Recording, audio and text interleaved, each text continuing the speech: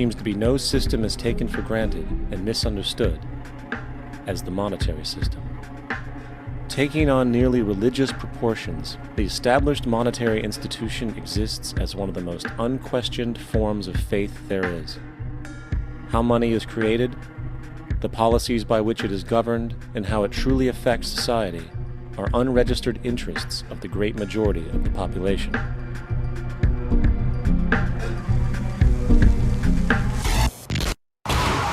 A number of years ago, the Central Bank of the United States, the Federal Reserve, produced a document entitled Modern Money Mechanics.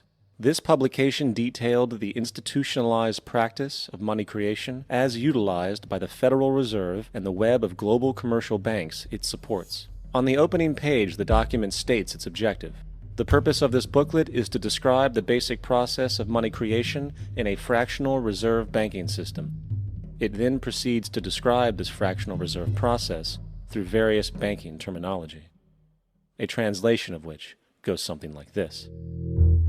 The United States government decides it needs some money, so it calls up the Federal Reserve and requests, say, $10 billion. The Fed replies, saying, sure, we'll buy $10 billion in government bonds from you. So the government takes some pieces of paper, paints some official-looking designs on them, and calls them treasury bonds. Then it puts a value on these bonds to the sum of $10 billion and sends them over to the Fed. In turn, the people at the Fed draw up a bunch of impressive pieces of paper themselves, only this time calling them Federal Reserve notes, also designating a value of $10 billion to the set. The Fed then takes these notes and trades them for the bonds. Once this exchange is complete, the government then takes the $10 billion in Federal Reserve notes and deposits it into a bank account. And upon this deposit, the paper notes officially become legal tender money, adding $10 billion to the U.S. money supply. And there it is. $10 billion in new money has been created. Of course, this example is a generalization, for, in reality, this transaction would occur electronically, with no paper used at all. In fact, only 3% of the U.S. money supply exists in physical currency. The other 97% essentially exists in computers alone. Now, government bonds are, by design, instruments of debt, and when the Fed purchases these bonds, with money it essentially created out of thin air, the government is actually promising to pay back that money to the Fed. In other words, the money was created out of debt. This mind-numbing paradox of how money or value can be created out of debt or a liability will become more clear as we further this exercise. So, the exchange has been made and now $10 billion sits in a commercial bank account. Here's where it gets really interesting. For as based on the fractional reserve practice, that $10 billion deposit instantly becomes part of the bank's reserves, just as all deposits do. And regarding reserve requirements, as stated in Modern Money Mechanics, a bank must maintain legally required reserves equal to a prescribed percentage of its deposits. It then quantifies this by stating, under current regulations, the reserve requirement against most transaction accounts is 10%. This means that with a $10 billion deposit, 10%, or $1 billion, is held as the required reserve, while the other $9 billion is considered an excessive reserve and can be used as the basis for new loans. Now, it is logical to assume that this $9 billion is literally coming out of the existing $10 billion deposit. However, this is actually not the case. What really happens is that the $9 billion is simply created out of thin air on top of the existing $10 billion deposit. This is how the money supply is expanded. As stated in Modern Money Mechanics, of course they, the banks, do not really pay out loans from the money they receive as deposits. If they did this, no additional money would be created. What they do when they make loans is to accept promissory notes, loan contracts, in exchange for credits, money, to the borrower's transaction accounts. In other words, the $9 billion can be created out of nothing simply because there is a demand for such a loan and that there is a $10 billion deposit to satisfy the reserve requirements. Now, let's assume that somebody walks into this bank and borrows the newly available $9 billion. They will then most likely take that money and deposit it into their own bank account. The process then repeats, for that deposit becomes part of the bank's reserves.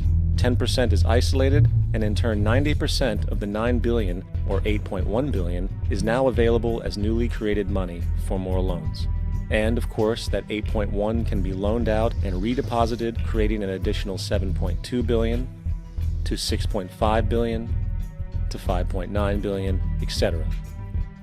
This deposit money creation loan cycle can technically go on to infinity. The average mathematical result is that about $90 billion can be created on top of the original 10 billion. In other words, for every deposit that ever occurs in the banking system, about 9 times that amount can be created out of thin air. Money jitters? Ask the obliging Bank of America for a jar of soothing instant money, M-O-N-E-Y, in the form of a convenient personal loan. So, now that we understand how money is created by this fractional reserve banking system, a logical yet elusive question might come to mind. What is actually giving this newly created money value? The answer? The money that already exists. The new money essentially steals value from the existing money supply. For the total pool of money is being increased irrespective to demand for goods and services. And as supply and demand finds equilibrium, prices rise, diminishing the purchasing power of each individual dollar. This is generally referred to as inflation, and inflation is essentially a hidden tax on the public. What is the advice that you generally get? And that is, inflate the currency. They don't say debase the currency. They don't say devalue the currency. They don't say cheat the people who are saved. They say lower the interest rates. The real deception is when we distort the value of money. When we create money out of thin air, we have no savings, yet there's so-called capital. So my question boils down to this: how in the world can we expect to solve the problems of inflation, that is, the increase in the supply of money, with more inflation? Of course, it can't. The fractional reserve system of monetary expansion is inherently inflationary. For the act of expanding the money supply, without there being a proportional expansion of goods and services in the economy, will always debase a currency. In fact, a quick glance at the historical values of the US dollar versus the money supply reflects this point definitively, for the inverse relationship is obvious. $1 in 1913 required $21.60 in 2007 to match value. That is a 96% devaluation since the Federal Reserve came into existence. Now, if this reality of inherent and perpetual inflation seems absurd and economically self-defeating, hold that thought, for absurdity is an understatement in regard to how our financial system really operates. For in our financial system, money is debt, and debt is money. Here is a chart of the U.S. money supply from 1950 to 2006. Here is a chart of the U.S. national debt for the same period. How interesting it is that the trends are virtually the same. For the more money there is, the more debt there is. The more debt there is, the more money there is. To put it a different way, every single dollar in your wallet is owed to somebody by somebody. For remember, the only way the money can come into existence is from loans. Therefore, if everyone in the country were able to pay off all debts, including the government, there would not be $1 in circulation.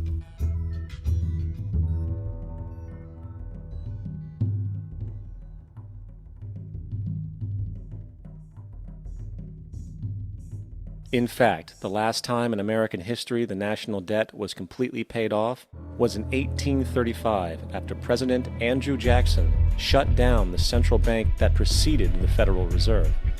In fact, Jackson's entire political platform essentially revolved around his commitment to shut down the central bank, stating at one point, "The bold efforts the present bank has made to control the government are but premonitions of the fate that awaits the American people should they be deluded into a perpetuation of this institution or the establishment of another like it." Unfortunately, his message was short-lived, and the international bankers succeeded to install another central bank in 1913, the Federal Reserve. and as long as this institution exists, perpetual debt is guaranteed. Now, so far we have discussed the reality that money is created out of debt through loans. These loans are based on a bank's reserves, and reserves are derived from deposits. And through this fractional reserve system, any one deposit can create 9 times its original value, in turn debasing the existing money supply, raising prices in society. And since all this money is created out of debt and circulated randomly through commerce, people become detached from their original debt, and a disequilibrium exists where people are forced to compete for labor in order to pull enough money out of the money supply to cover their costs of living. As dysfunctional and backwards as all of this might seem, there is still one thing we have omitted from this equation. And it is this element of the structure which reveals the truly fraudulent nature of the system itself: the application of interest. When the government borrows money from the Fed, or when a person borrows money from a bank, it almost always has to be paid back with accrued interest. In other words, almost every single dollar that exists must be eventually returned to a bank with interest paid as well. But if all money is borrowed from the central bank and is expanded by commercial banks through loans, only what would be referred to as the principal is being created in the money supply. So then, where is the money to cover all of the interest that is charged? Nowhere. It doesn't exist. The ramifications of this are staggering, for the amount of money owed back to the banks will always exceed the amount of money that is available in circulation. This is why inflation is a constant in the economy, for new money is always needed to help cover the perpetual deficit built into the system, caused by the need to pay the interest. What this also means is that mathematically, defaults and bankruptcy are literally built into the system, and there will always be poor pockets of society that get the short end of the stick. An analogy would be a game of musical chairs, for once the music stops, somebody is left out to dry. And that's the point. It invariably transfers true wealth from the individual to the banks. For if you are unable to pay for your mortgage, they will take your property. This is particularly enraging when you realize that not only is such a default inevitable due to the fractional reserve practice, but also because of the fact that the money that the bank loaned to you didn't even legally exist in the first place. In 1969, there was a Minnesota court case involving a man named Jerome Daley, who was challenging the foreclosure of his home by the bank which provided the loan to purchase it. His argument was that the mortgage contract required both parties, being he and the bank, each put up a legitimate form of property for the exchange. In legal language, this is called consideration.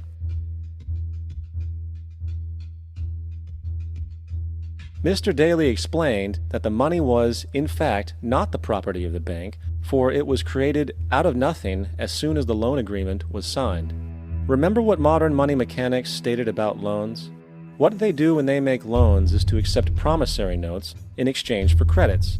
Reserves are unchanged by the loan transactions, but deposit credits constitute new additions to the total deposits of the banking system. In other words, the money doesn't come out of their existing assets. The bank is simply inventing it, putting up nothing of its own, except for a theoretical liability on paper. As the court case progressed, the bank's president, Mr. Morgan, took the stand, and in the judge's personal memorandum, he recalled that the plaintiff, bank's president, admitted that, in combination with the Federal Reserve Bank, did create the money and credit upon its books by bookkeeping entry. The money and credit first came into existence when they created it. Mr. Morgan admitted that no United States law or statute existed which gave him the right to do this. A lawful consideration must exist and be tendered to support the note. The jury found that there was no lawful consideration, and I agree. He also poetically added, "Only God can create something of value out of nothing." And upon this revelation, the court rejected the bank's claim for foreclosure, and Daley kept his home. The implications of this court decision are immense. For every time you borrow money from a bank, whether it is a mortgage loan or a credit card charge. The money given to you is not only counterfeit, it is an illegitimate form of consideration, and hence voids the contract to repay, for the bank never had the money as property to begin with. Unfortunately, such legal realizations are suppressed and ignored, and the game of perpetual wealth transfer and perpetual debt continues. And this brings us to the ultimate question: why? During the American Civil War, President Lincoln bypassed the high-interest loans offered by the European banks and decided to do what the Founding Fathers advocated, which was to create an independent and inherently debt-free currency. It was called the greenback. Shortly after this measure was taken, an internal document circulated between private British and American banking interests stated, "Slavery is but the owning of labor and carries with it the care of laborers, while the European plan is that capital shall control labor by controlling wages. This can be done by controlling the money. It will not do to allow the greenback, as we cannot control that." The fractional reserve policy perpetrated by the Federal Reserve, which has spread in practice to the great majority of banks in the world, is, in fact, a system of modern slavery. Think about it. Money is created out of debt. And what do people do when they are in debt? They submit to employment to pay it off. But if money can only be created out of loans, how can society ever be debt-free? It can't. And that's the point. And it is the fear of losing assets coupled with the struggle to keep up with the perpetual debt and inflation inherent in the system, compounded by the inescapable scarcity within the money supply itself, created by the interest that can never be repaid, that keeps the wage slave in line, running on the hamster wheel with millions of others, in effect powering an empire that truly benefits only the elite at the top of the pyramid. For, at the end of the day, who are you really working for? The banks. Money is created in a bank and invariably ends up in a bank. They are the true masters, along with the corporations and governments they support. Physical slavery requires people to be housed and fed. Economic slavery requires people to feed and house themselves. It is one of the most ingenious scams for social manipulation ever created, and at its core, it is an invisible war against the population. As of now, the world financial system is on the brink of collapse due to its own shortcomings. The Comptroller of Currency stated in 2003 that the interest on the U.S. national debt will not be affordable in less than 10 years. This theoretically means total bankruptcy for the U.S. economy, and its implications for the world are immense. In turn, the fractional reserve-based monetary system is reaching its theoretical limits of expansion, and the banking failures you are seeing are just the beginning. This is why inflation is skyrocketing, all debt is at record levels, and the government and Fed are hemorrhaging new money to bail out the corrupt system. For the only way to keep the banks going is by making more money. The only way to make more money is to create more debt and inflation.